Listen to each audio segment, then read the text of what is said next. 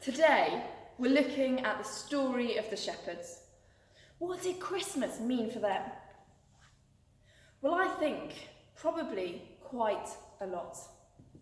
A new baby has just been born, and having spoken to many parents, the birth of their children is exciting news. It is news to share with others. And we know that Jesus, he's not just any baby. He's a king. He's the saviour of the world. Where do you begin by sharing that kind of news? With family? With royalty? With the rulers of the land? No. God begins by sharing with the shepherds. Of all people, the shepherds. The lowest of the low, the least important, the outcast, those that nobody wants to talk to.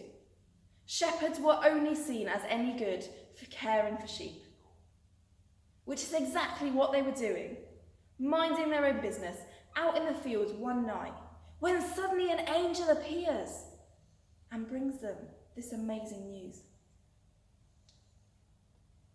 The shepherds, when the angels leave, set about their way to find that baby, to find Mary and Joseph. But I wonder, did they ever have any doubts? Would Mary and Joseph really want to see them? A bunch of lowly shepherds? Did the angels really mean to bring that news to them? But despite any doubts they might have had, they continued on their way. They got to the place where Jesus lay. They found a baby wrapped in swaddling cloths, the sign given to them by the angels. And they greeted Mary and Joseph, sharing with them all that the angel had told them.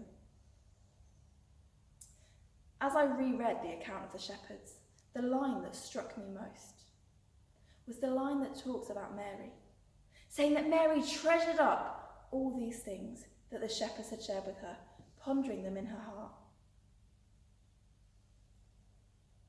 The shepherds had a huge amount of faith to leave their sheep behind, to travel to find the baby, to a place where they might not have been accepted. Did Mary and Joseph really want to see them? Would they really listen to a bunch of shepherds?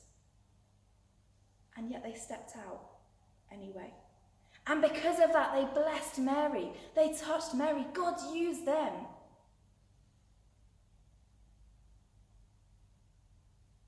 And I think often, maybe we find ourselves in a position where we don't feel like we're good enough. Maybe others we know don't feel like they're good enough. They've been looked down on, like the shepherds were looked down upon, and now feel like they're not worthy. If you or if others you know are feeling that God can't possibly use you, that you're not good enough, can I encourage you this Christmas to reflect on the shepherd story? To use it to remember that God has a plan and a purpose for each one of us.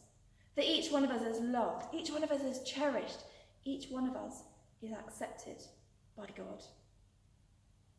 And if we're willing to step out in faith, regardless of any doubts that we might have, like the shepherds did, God can and will do amazing things in and through us.